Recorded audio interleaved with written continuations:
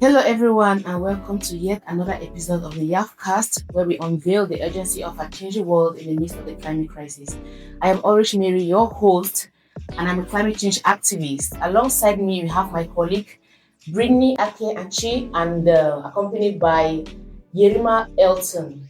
Today, we have with us a very important guest, a woman of value, and she wears many hats. And I'm going to go along to tell you all about her.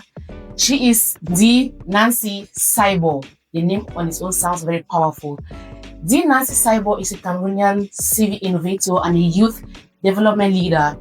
She is the CEO of Action Development and Empowerment, a youth-led NGO that empowers young people on the SDGs, civic action, and leadership. She's on Facebook as Ade Page. She's a country coordinator for the Fellow Money Cameroon, and she trains youth to track public spending, demand transparency, and ensure accountability. You can follow The Money Global to know more about this. She advocates for the girls and the women, and through the Empower Her program. I don't know if you have seen about this program on the Facebook, because I've been particularly following this program and I know about it. And she does this by promoting menstrual hygiene education and gender justice. And she champions digital safety for girls and women in an online space. And she's a youth engagement expert, led SDG school tours across Cameroon, reaching over 2,000 students on civic engagement and climate action. Am I right, Madam Nancy? Yeah. Awala. She organizes civic workshops, journalism trainings, and online campaigns. And she features on forums, international forums on gender governance and safety. So that's just a little bit about Miss D Nancy. Miss Nancy, welcome to our platform. Thank you so much. How are you feeling today? Feel good. Okay, we are glad to have you here. So today we are looking at climate finance accountability. Who is responsible and how do we hold them accountable? We are focusing on tracking and transparency for African youth, and we dive into whether Africa is getting its fair share and how can we ensure that voices of the youth are heard and how its money spent. So let's explore whether the global north is giving African youth its fair share of the adaptation finance crisis. That's it, right? Yep. So, Miss Nancy, I'll go right into my first question to ask you. So, what are your thoughts on the tools that exist for you to follow the money and demand for accountability when it comes to adaptation finance in Africa? Thank you so much. Before I dive into your end question, we are present on Facebook at Actions for Development and Empowerment. Okay, Actions for Development and Empowerment. Okay. That's ADE, and I'm country director for Follow the Money. So we have Follow the Money in 20 African countries. So I'm the country director for Follow the Money Cameroon. So if you're looking to follow us on different social media, you can just type Follow the Money Cameroon and you'll have more information about this platform. Thank you so much. So to dive into your question about Follow the Money, it's just by its name you can understand what it means. Yes. We have a lot of resources going into climate change. We are hearing, I think during COP, we get a lot of things, a lot of conversations around adaptation finance, but young people are not even interested to really understand how does this money works for us. Mm-hmm. We are being affected by this, but we also have to start training our young persons to get involved in anything that has to do with money. Yes, because I love money. I love money, so I really want to understand. So, okay, we have climate change. Before, we didn't focus on following climate change funds. Mm-hmm. We're not tracking climate change funds. Follow the Money was just focused on education, health, and sanitation. Mm-hmm. But with climate change, and climate change was not that of my focus area. Yeah. But with the impact and it's how it affects not only young persons but women, and like this is an area I should invest more time in. Mm-hmm. And Follow the Money is a tool. So it's a tool that can be used in various sectors. So I'm like, we can use Follow the Money to track climate change funding. So is it like an application? Yeah, Follow the Money is a tool and it's a method. How can you track this money? What are the process or the procedure to track this kind of money? So concretely, we have tracker, but Follow the Money helps you, is that tool that helps you through the process. I'll take an example with education sector, and you have a picture of how you can do it for climate change. For example, with the education sector, each country or each nation allocates funding for the education sector. In Cameroon, the vote loads at the National Assembly, we have a project logbook that says what is going to be done in each region in that project logbook and the money amount allocated for that. Okay. So what we do, the first step to follow the money is to have data. When you have data, and we said, okay, the government said they're going to build a school, let's say in the far north region, in Tukumberi. On that project notebook, it tells you, for example, 1 million is going to be spent in building one classroom or two classrooms in Tukumberi. We have that information. So what we do at Follow the Money, we visualize this data. Once we visualize, we make sure that we tell the institution involved that this is what we are planning to do. We are planning to track how this 2 million of building two classrooms in Tukumberi is going to be done. So when we have this information, we want to try to know who is going to be implementing this project. So we gather all of this information. So when we start tracking, we have relevant information about the amount of money that's going to be used in tracking. It's going to be used in constructing the school. Second, we know who is going to be implementing that project in that particular region. The third step is to organize a town hall meeting. Like I said, Follow the Money is a grassroots, so it was built for grassroots communities. We want people to be involved in the process. It's not all about the organization or ADE helping people track money, but we want to put citizens at the center of the conversation. So that's why we organize like a town hall meeting where we tell the community of Tukumberi that this is what is going to happen. Government is planning to build a classroom that's going to cost 2 million. So follow the money, follow and make sure that you have your school and that this money is being spent. So since we have already an information that we've visualized with beautiful colors, we know the person that's going to be implementing that. We also inform them. So we invite in this town hall meeting the traditional chief, community-based organization, radio, community radios. Like I said, it's a grassroots movement. So when we organize this, the community is now aware and we can leave the community, and that's how sustainable the project is, because people in this community will be the one to track the money. And if we have to link it out to climate change fund, it's the same process. We have lots of funding going to climate change. We have the World Bank climate funding climate change. We have international funders. So how can young people track and make sure that this works for the purpose it was meant for? They can use the same tool. And just to give you the next step after organizing town hall meetings, now we take it to social media. We understand how powerful social media is. So if we take it to social media, it is no longer something that has to do just with Tukumberi. We create an hashtag. If this project is not executed, we make sure we go to the institution that is responsible. We have the Ministry of Basic Education and tell them, see, we were present at the National Assembly when this amount was voted for this, that. So you give them data. When you give them data, they're like, this person means business. And tell them that this project has not been implemented and we want to understand why. Maybe it's at 50%, it's not complete, and we want to understand why. If they don't give us information, or if they are dealing with information, we take it online. I know how institutions hate when something goes online, because it's no longer about oh my thank you. That's in the area. When you do an hashtag of it, so we built Tukumberi or something like that, it's not longer the community there, but it's the international community that takes it, because our partners in different countries was like, okay, this is what is happening in Cameroon. Let's push it with tweets. So that's a little bit the concept of Follow the Money, and we can use it in various sectors. Okay, but then do you people have the ability to attend international meetings like the Conference of Parties that you earlier mentioned? Do you have the ability to attend these meetings and maybe track the finances that are being, I don't know, pledged? Because in most of these meetings, right, they do pledge a lot of money. They say, okay, come the next 2 years, we are pledging that we are going to give this amount of money for African countries to develop this particular sector because it has been affected by climate change. But in the end, we don't see anything being done. Like the loss and damage that recently happened in Malawi, I think it was this Cyclone Freddy that happened in Malawi, that the money was pledged for loss and damage. And then as it was pledged, and people heard that it was pledged, but as they for some reason, Yeah. So that's where we young people, we need to get interested. Because okay, it happened. Did you even try to find out, okay, how can I track this money? we tried, but we didn't even know how to go about it. How to start? How to start? There's always somewhere to start, and the powerful place to start is to have data. Yes. You know, we have a lot of fake news, and you know, some people may have their own agenda when they're pushing some information. So just make sure that you have the right information from the right source.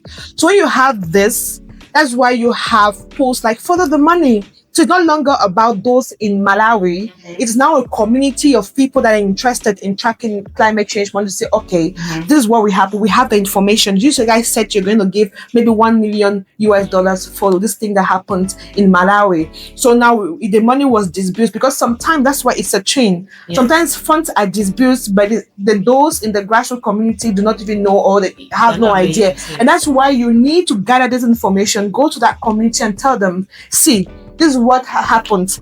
If you know, they say, okay, it was this money was voted. They said they're going to give 1 billion or 1 million USD for what happened in Malawi, in that community. So they are aware. So now you're carrying your advocacy, or you're carrying your hashtags. It's not just for social media. You also have on-site people are aware that, because some people they're not even aware that there's even millions that were disbursed. You understand? So when people are aware, it's no longer your thing. It's no longer a community or village of people. It's a global something. When they want to understand where the $1 million went to, because it's not just those in Malawi that are asking this question. Are all young persons in the 54 African countries that are asking for that, and that is where we're talking about accountability and transparency. But then I'm asking myself, you've been talking a lot about Tukumbere, and I'm wondering, is that your area of focus, or there are other towns in Cameroon that you've visited? Or? So of course, I use Tukumbere because I don't know. I like using Tukumbere. I don't know. And it sounds nice. It's in the fan. So I love Tukumbere. I've visited the 10 regions in Cameroon since my work. I have 10 years in the civil space, and I don't like working and not understanding the communities where I'm talking about. I understand the challenge people in this community face. It might not only be education, it might also be access to drinking water. So that was just an example. So we focus on this community that have little or no information about the lot of projects that have been spoken in the glass house. So so that's why we try to visualize it, because not everybody has access to an Android phone. So people don't even get interest in even saying, okay, what is happening in the December session where they're even voting out of things. So we try to educate people, to engage them, because we've noticed that when people are informed, they're engaged. So I'm just using Tukumbere as an example, but we have followed even the COVID funds. During COVID, we used Follow the Money to track COVID funds. So we had a lot of donations that came in to fight COVID. We had what government also disbursed. So we want to understand how the government used the donations, because we even had individuals, not only company, that donated to fight COVID. So we're like, okay, we want to understand how this money was being used or disbursed and stuff like that, because it's part of a civic. If I have my civic right, is not just to vote, but it's to be able to demand for accountability and transparency. So government sometimes feel like, okay, they need to share information. And if you even notice, they were even giving us weekly updates about stuff. It's because they're not doing us a favor. That's what they're supposed to do.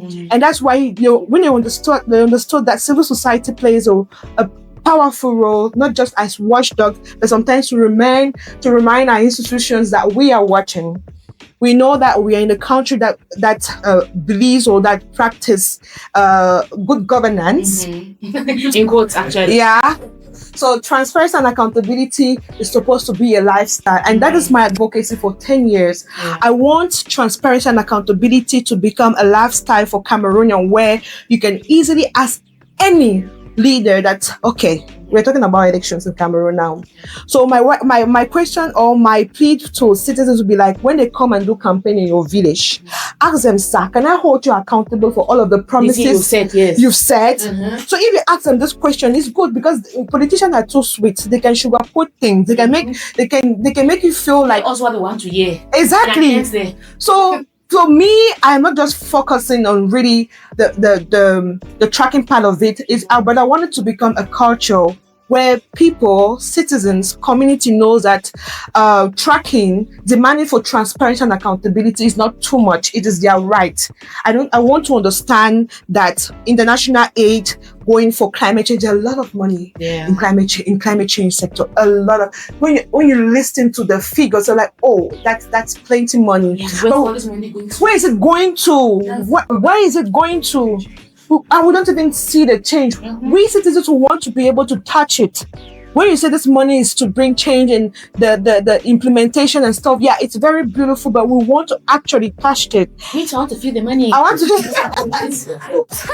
I want to feel the money. Yeah. And feeling the money is that, okay, we go to that community that was promised this millions and we actually say, oh, this is it. And the quality, excuse me, because it's not just saying that I would build maybe a school with two windows. I mean, if I use just education, but you understand where you're going to. It's very important, yeah. So if you say I'm going to build 2 classrooms with 4 windows and doors, I have to make sure. So the community, they have to go and touch the door. Yes. The quality. Yes. Because if you go and tell me that you bought this door for 100 and I go to China, they tell me that I can see this for 25 and the quality, whereas you know how we want something that can stay. We want something that in 10 years I can still go back and say, oh, the material. So we need to pay attention to that. And the only way we can do as citizens of this beautiful earth or planet God has given us is to make sure that we play our own role.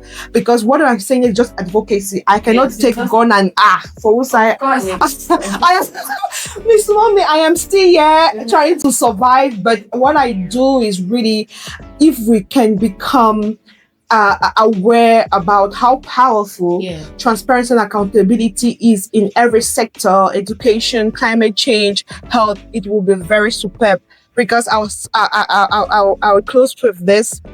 In Nigeria, for example, they don't joke with when it comes to transparency and accountability. You see them. They don't joke. Nigerians will drag you. See, and the phone drag you in the mud. See, down. you cannot try that nonsense. And just to tell you, the founder of Follow the Money is a Nigerian, Hamzat Lawal.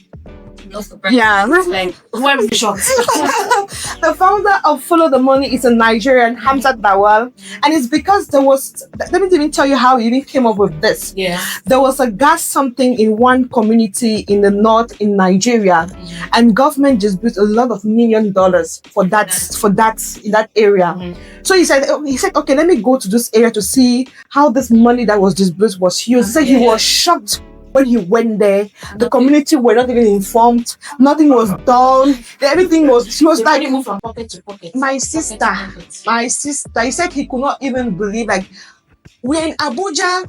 We heard this in the news that this money was disbursed for this incident that happened in this area. But okay, I just went to go and see with my koro eyes. Just check. Just nothing.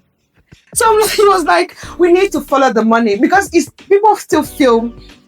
No, we know transparency, accountability comes with a lot of threats when people don't understand how important is it. Because if you're going to follow a money or someone that has been tiffing, let me put that word, they are coming to close the tap from where it has been his source of enjoying.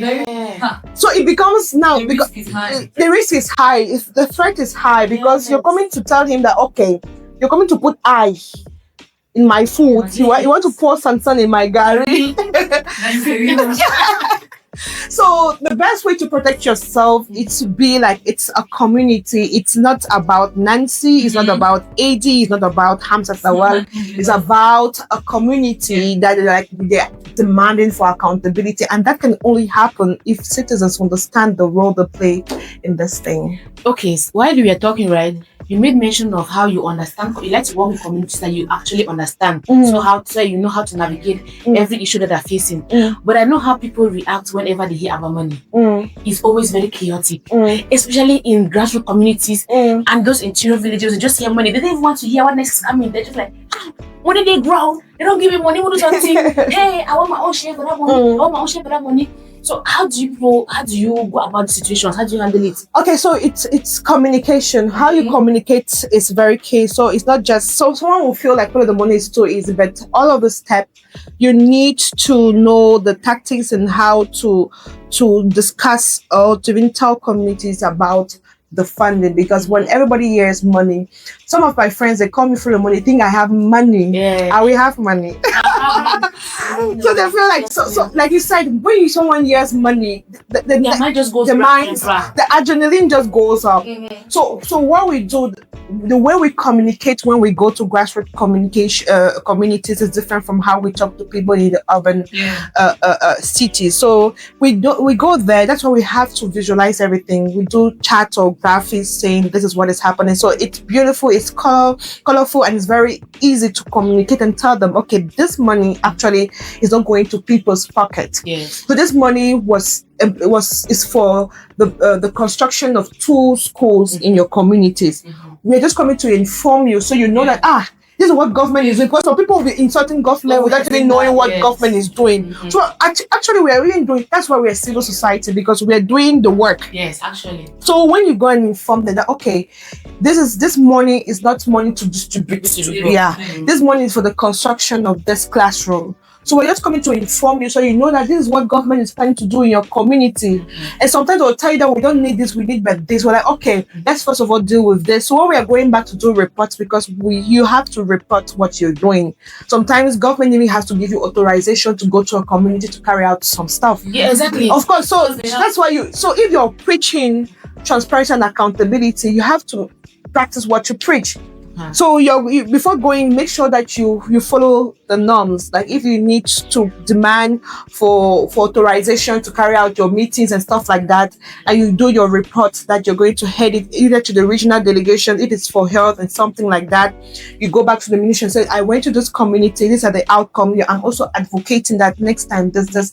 So during the next session, they're like, oh, this organization shared the report, this community needs but this, and they'll know how to carry it forward. So it's a whole chain, and that's why you have to be transparent and follow up, making sure that they see the impact of your work, because sometimes people don't see the impact of our work, they just want to touch it, which is understandable. But it's a whole process and stages you do for your advocacy to hit. And that's actually very important, because accountability comes from every level. There was a time I was working with this NGO that I'm not going to mention. It's a small NGO.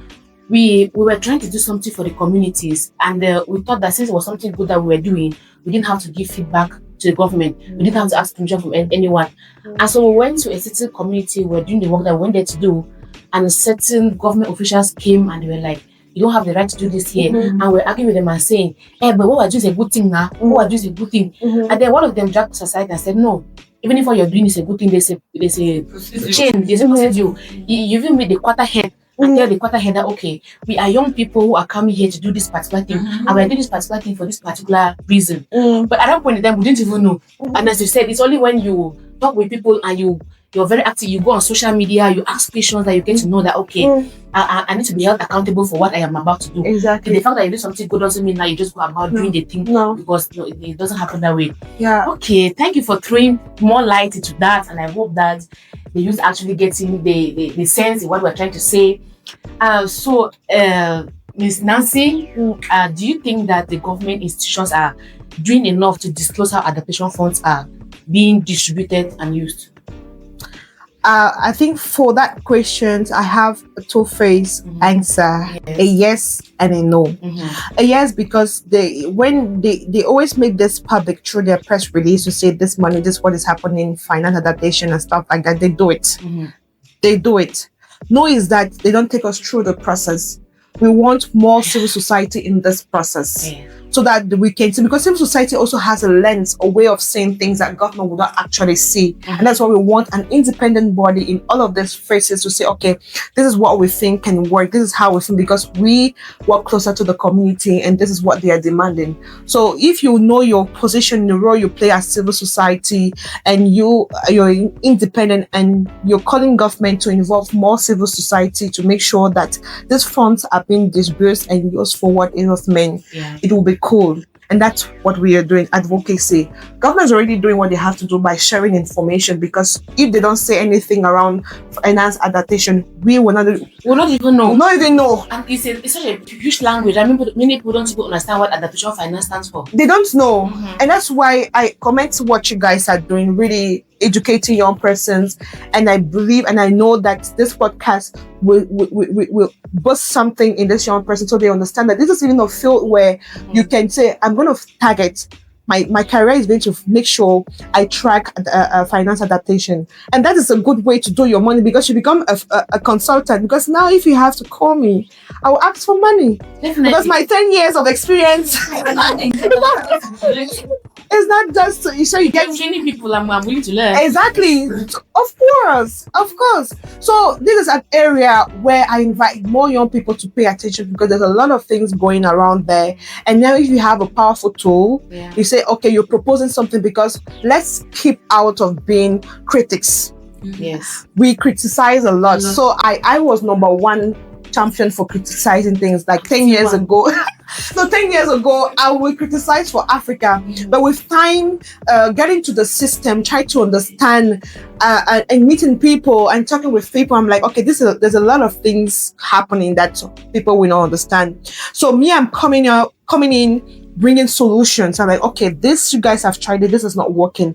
This is what I'm proposing. And that is why after COVID, what we did is we worked on a scorecard for healthcare, for health security. So the scorecard is telling you where we have gaps in the health security system in Cameroon, what is happening that is not supposed to happen, and stuff like that. So it's a beautiful tool for advocacy. So when you're going to government, you're not just going to say, just open your mouth and talk. Where's the money? But when you have this beautiful scorecard, and this scorecard, the template is Niger people.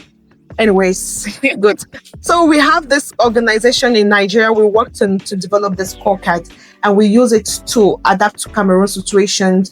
And in this scorecard, we have different sectors. And if we have to focus on the finance issue, we're like, okay, what are the finances involved in health sectors in Cameroon?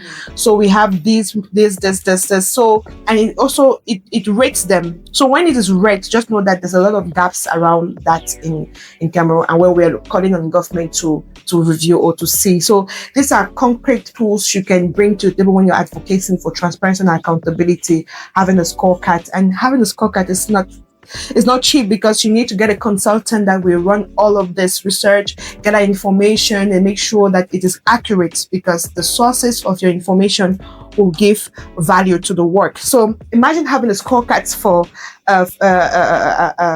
Yapcast.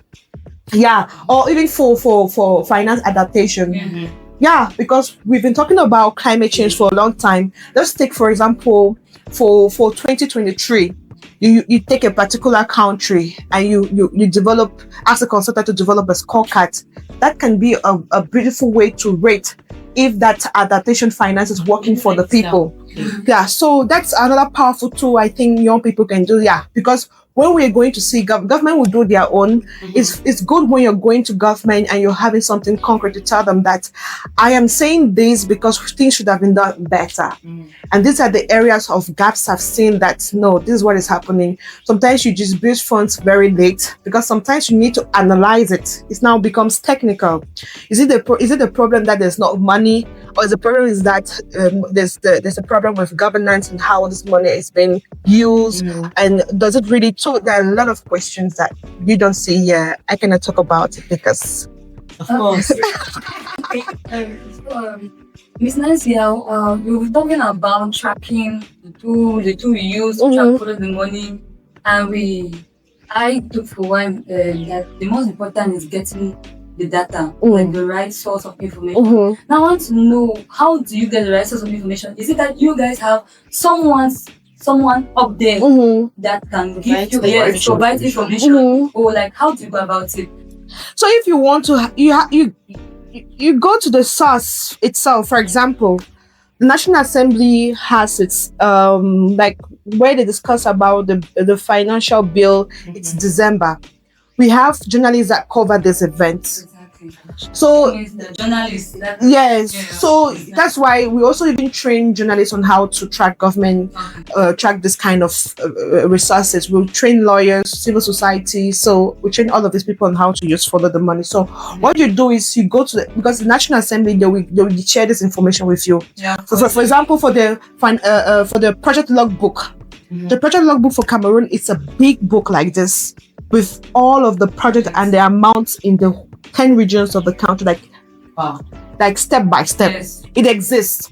I think it's the Ministry of Economy and Planification, if I'm not mistaken, that prints this book. So you can just write a letter to the ministry or to the minister, requesting to have this and telling the purpose of you asking this. And will be given. Yeah, I think they will give you. Well, I have already tried and it worked.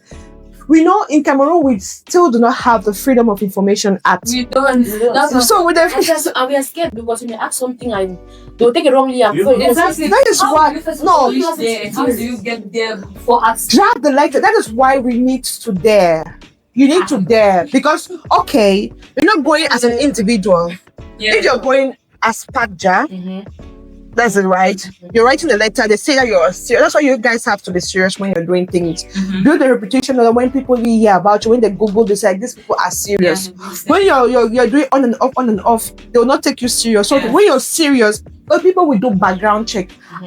We've not met, but you did a background check about me because all of the things you were reading, I think you saw it online. Yeah. So you need to build this kind of profile where if you're going to deposit a letter and they say the letterhead and stuff like that, they will do that background check like these people are serious. Yes. So they'll call you and give you the information because they know, oh, Pagja has been working on climate change for years. Yeah. They've built, they will give you without no Yes. issue. But if and the tone you use in the letter, you cannot go and be saying do as if you're given an order to the Like, minister. that is your personal money. Yes. Oh, Or is it right? What happened to that money that came in?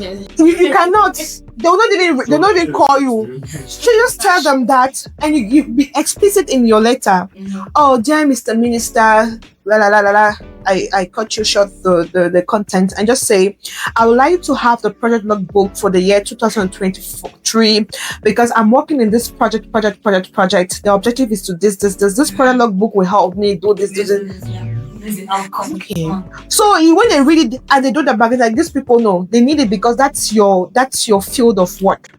For example, I cannot be an architect and I'm asking for information on climate change. There's imbalance now. It doesn't make sense. You get so so there's no relationship. So if they see an example, if they see Pagja's logo and stuff Yes. like that, requesting for this kind of document, they will give you. So you just have to dare Okay. to go to the source and say, okay, I want to understand how this is working, the tone you use, because you don't have the Freedom of Information Act. In other countries, they attach the act to your letter, so to tell them that they have an obligation to share this information. But in a case where Cameroon does not yet have the Freedom of Information Act, you have to use your nice tone to get information or have friends, or you have journalists that are there or that have this. Exactly. Just all yes, and you make sure that's why I was like, you have to go to the resource because sometimes getting information online, now a lot of fake news, online, yes. and you have to make sure that the information that you're putting there is the real information. It's authentic. Okay, that's it. Okay, thank you very much. What you've said, right, is at the level of Cameroon, right? We want to demand accountability from the global north. If I'm drafting a letter today, I say I'm drafting a letter to the United Nations, and I want them to give me accounts on the amount of money that was pledged, maybe at COP28. Yeah, I want to know what happened to. People said you pledged a certain amount of money Yes. for and lost and damage, but in my countries, most especially, I haven't seen anything done on loss and damage. People pledge some amount of money for development of renewable energy projects. I haven't seen anything in my country done on that because I've been doing my personal research. I haven't seen anything done on that. How do I go about drafting a letter to the United Nations or drafting a letter to the Global North? Knowing fully well that even if I draft a letter, first of all, there's no email address to send to. When you go to their website, I don't know if it's that I've not been doing my research properly, but I don't know if I send a letter to the emails I will see on the website. It may go and reach, but the lowest person at the bottom of the chain, whom I don't know to call the secretary or who. The person see the letter, she doesn't see the need in what I'm asking, and she ignores it and it dies there. So why are you saying if have you tried? That's the problem with young people. That's the problem with. Have you tried? Have you sent the email? Because it has to start somewhere. Yes. If you're consistent, and things will not just happen. It's not like you just sit down, you write an email to UK to UN saying, "I want to ask this," and you feel like the next minute they've replied to you. Are you? They have a lot of things that they're working on and their priorities. Because I know for the corporate world, we work due to priorities. And some emails that if I receive, I know when to respond to it because I categorize what I have to do. And I think that's how organized people are. Because you will not sit in the comfort of your home because you're an anti-corruption activist or you're pushing for transparency and accountability on adaptation finance, and you feel like they'll come and no. You send the email. There's always I think the best place you can even have most of the information is this UN agencies. There's an email there. Copy the email, send. If someone responds to you, if they'll actually link you with someone that will give you this information. And this is the person that will give you the information will say, okay, the people in Cameroon in charge, because they're commission, whenever they splurge money for something, there's a commission. For each country. They'll link you up. They say, oh, there's this organization or this young person interested in following this and stuff. They'll link you up to the person because they have to be transparent. Yes. It's part of their compliance policy. Transparency and accountability is something they don't joke with. So they'll tell you, okay, this person is in Cameroon, they're in charge of this. Go to this person and this person will share information with you. And when they share the contact with the person, you continue from there. So they'll just, if they're not competent, they don't have the information, what I know they will do is link you to the person that will give you the information you're looking for. And know if you're persistent and we may make the conversation we're having now will make it sound very easy. It might take a long time, administrative delayance. So you need, like, tracking is not easy. You need to be patient, you need to be consistent, and you need to follow up. Because administrative delayance, and they might even connect you and say, okay, maybe it's the Ministry of Economic and Planification that is in charge of that. And we come to the ministry, it's not like they're going to put it at a priority, saying that they're going to give you this information. No. So that's why you have to be patient. If you have some contact and say, okay, this is my file, I send this email. So you have a follow-up. I sent this email, I followed up, they sent me to this person, they sent me to this commission, and now this is it. I really want to understand how this money is being used correctly because I want young people to be interested in this topic. So if I want them to be interested, they need to know how this money is being used. So you use simple English, don't complicate the grammar in it. You see, that's why we're having this conversation. We're not using big grammar. And this is pampering. There's a way you have to be confident about what you're doing. The people can sense when you're confident about yourself, when you're confident about what you're doing, they feel it. If you're just doing it because you want to chase clout or you just want to tarnish a particular sector's image or someone's image, people can perceive it. But when you're doing something because you're passionate, because you want to understand, because you are like, okay, we want to understand what is happening, we have a lot of money into stuff like that, they can perceive it. Okay, and they will know how to, even in the tone you use in even drafting an email, people perceive it. Yeah, it's true. Me, I perceive that when someone is rude, I know it. I just have when someone is rude, the tone the person use, that's why it's not like cajoling them. It's like you're being nice, but you're still formal and you're still professional in how you do it. So that's why communication is key. When we do our training about Follow the Money, we teach all of them these tactics about even getting information. It's not all about going to casual because some information are supposed to be there. So the information we want to get that is not out there, You have to go to the source to get the information. It might be difficult, it might be, but if you're persistent and you're real and you know the aim of that information, you will get the information. Yeah. And this actually reminds me of a time I have this friend, Mm. a young man who is super bold. This guy wrote an open letter to a certain minister or a certain governor in this country, Mm. and he posted it on Facebook. Mm. I read the letter. I was like, this young man, you're so bold. Mm. He said, dear Mr. Minister, I am called this person. This is what I work on this level. This is what I do. Mm. I'm calling to writing this letter to you to talk about a certain road. You mentioned the road that I'm not going to mention, Mhm. that has been left abandoned in Cameroon, in Yaoundé Center, for a very long period of time. And this guy wanted to know why the road has been left abandoned for that period of time, knowing fully well that there are funds that have been disbursed for the road. But for the longest time, I think since he was born, this road has been that way. And he has grown up, he has studied things, he has gotten to understand that when they give money for something, it has to be done. But he has grown up, he has discovered that it's not done. And this guy wrote a letter and he posted online and he tagged them. Mhm. I read the letter and I was like, I wish I could have your courage, bro. So you saw in his letter, that's why I say you're supposed to have data. In his letter, he gave data on the numbers of years this project was supposed to be implemented and it was left Unattended. unattended. And that's why you're supposed to have data. When you have data, you talk and people will listen.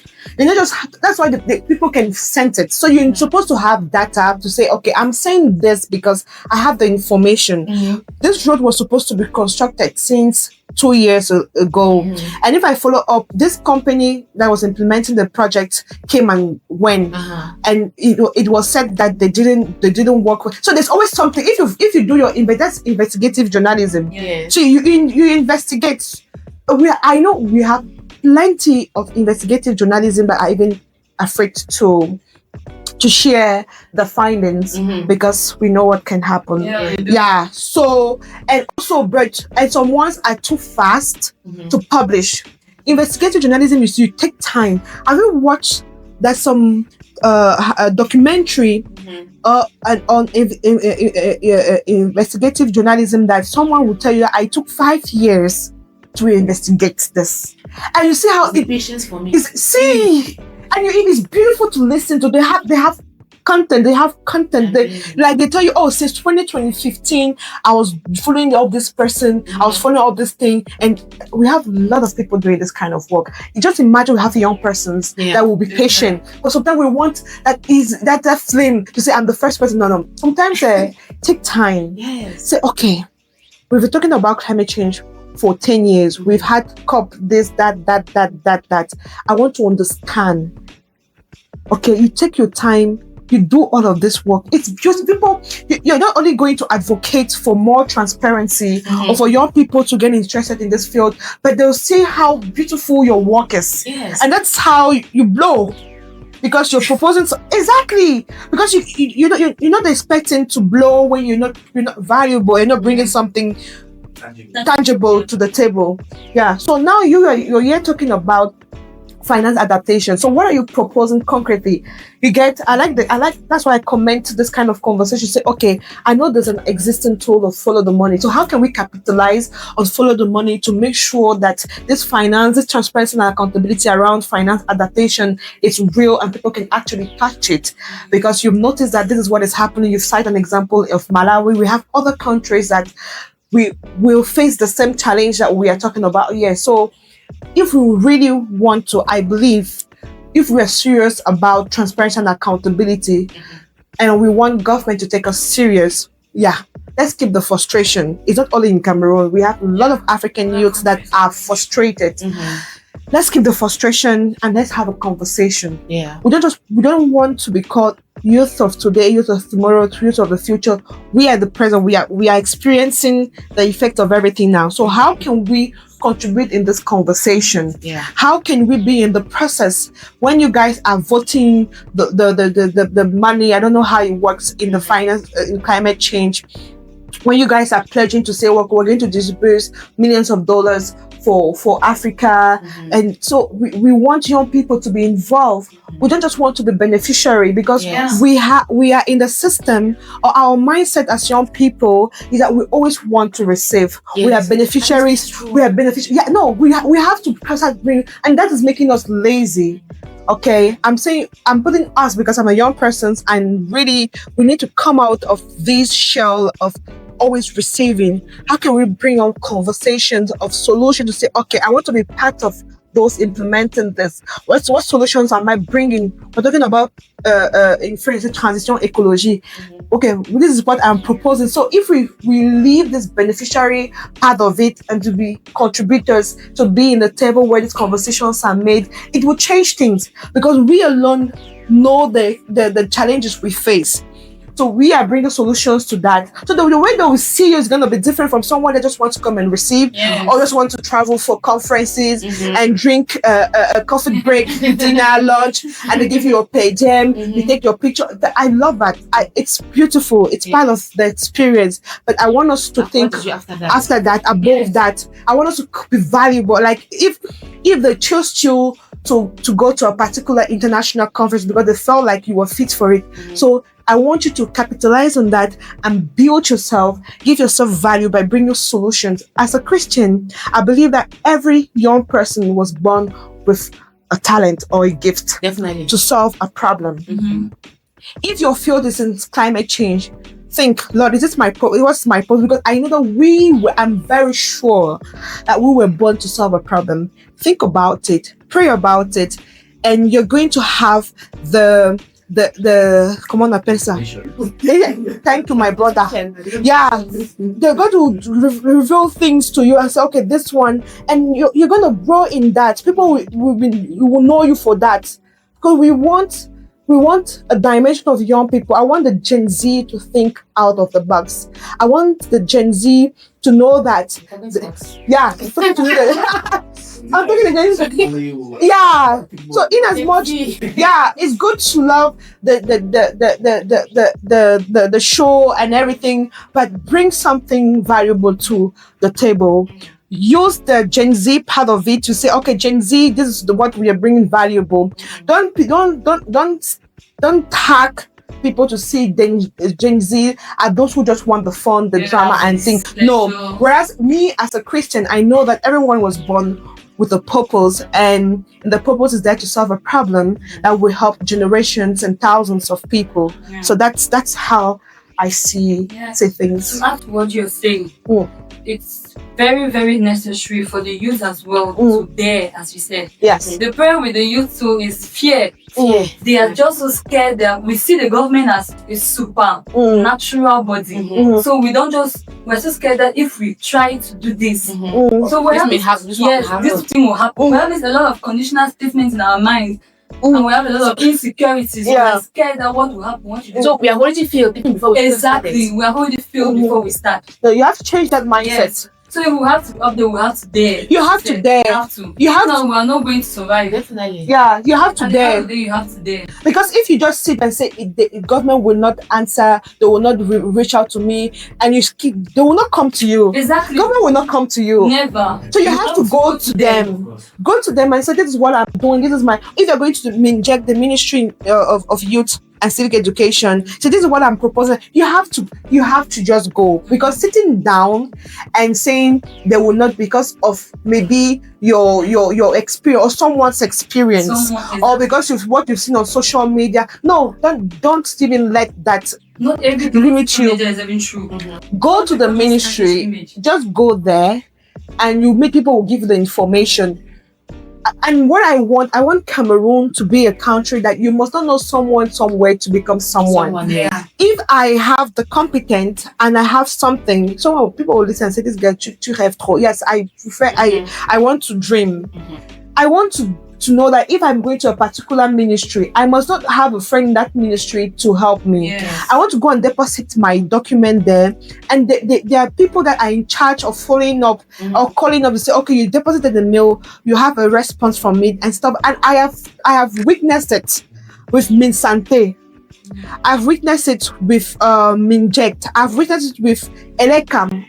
So it's not because I knew someone there. It's because I wanted something. Yeah. I deposited a letter and they helped. For example, I'll take an example with Elekam when election period. I was organizing a horse race event in Adamawa region. I don't even live in Adamawa, but we had a successful event because I deposited my letter. I told them that I would like Elekam to support me in this event. They facilitated things to me. They gave me the contact of regional delegate in charge of Elekam in the Adamawa region. She reached out to me and said, okay, we're going to put in your disposal 8 agents that will be there because I wanted them to come and register people on site for my horse race. And that happened. Wow. I followed on my letter. So you need to give yourself time. So if I had my event in June, do you know when I deposited a letter for it? January. February. Thank you. February. Because you have to follow up. Yes. Yeah. You have a lot of things. Next time. Yeah.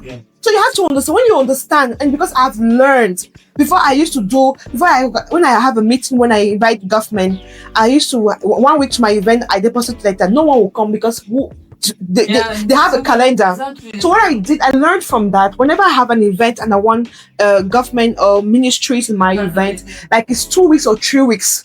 So 1 week to the event, I start follow up. I go to the ministry, say, okay, I deposited this because when you deposit the letter, they give you a discharge. Yeah. So I go there and say, okay, I deposited this letter, this. I've come to follow up, and they follow up that there's a mail service there for that. So let's come out of this limitation minds and not feel like everything will happen. My experience might not be the same with your experience. You might even go there and they attend to you, but just do it. Yeah. Go there, do the right thing that you're supposed to do.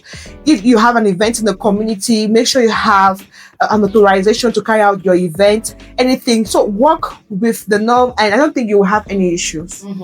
Okay, thank you very much, Miss Nancy. We've had a lot of insightful discussions. We've talked about a lot of things. We've talked about accountability. We've talked about follow the money. We've talked about tracking adaptation funds. We've talked about tracking promises from our governors, from our leaders. We've talked about all those things. We've highlighted them the way they are supposed to be highlighted. And we are telling the youth out there, all of those watching, that if you want to know something, you have to start by having information.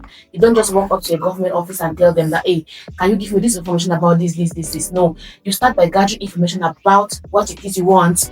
Gather this relevant information, build a document for yourself, write a letter that is very, what was the word that you used? There was a particular word that you used. You have to use a soft tone. Soft tone. Yeah. Write a letter that uses a soft tone addressing the problem that you have in a way that are going to understand you and understand where you are coming from and understand the problem you're trying to solve. All right? You don't just wake up and you go to people and say, no. That's not how it is done. And so I'm calling all the youths out. We are calling all the youths out there.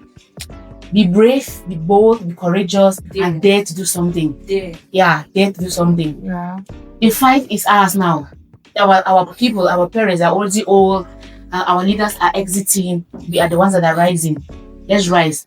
Now we have projects where the Global North has pledged $365 billion for adaptation finance in Africa by 2035. Take it as a job for yourself. Try to track that promise and see where it is going.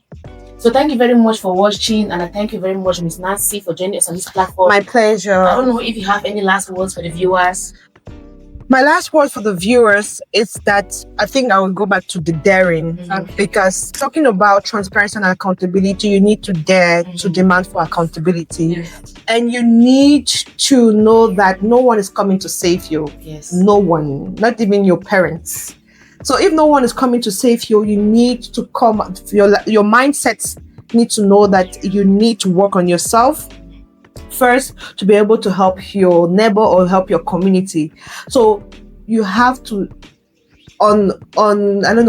unplugged or this belief of the limitations. If you've limited yourself, you have to heal from that first, because I know that we have a lot of young leaders that are going to watch this podcast.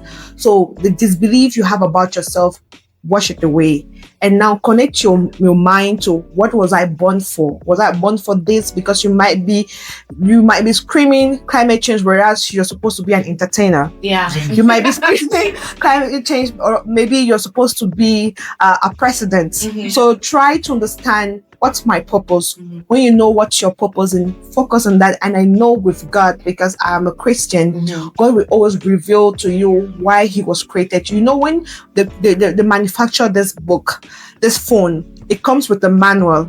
Since you were created by the Creator, He knows you more than you even know yourself. So you just have to unplug this disbelief or limitations you have about yourself, because change starts first with you. The change you want to see, the transparency we are talking about here, it starts with you. When you unblock that, you discover the real you, and you will hit harder, even no matter the challenge. Because tracking COVID phones taught me that it comes with a lot of challenges and a lot of threats.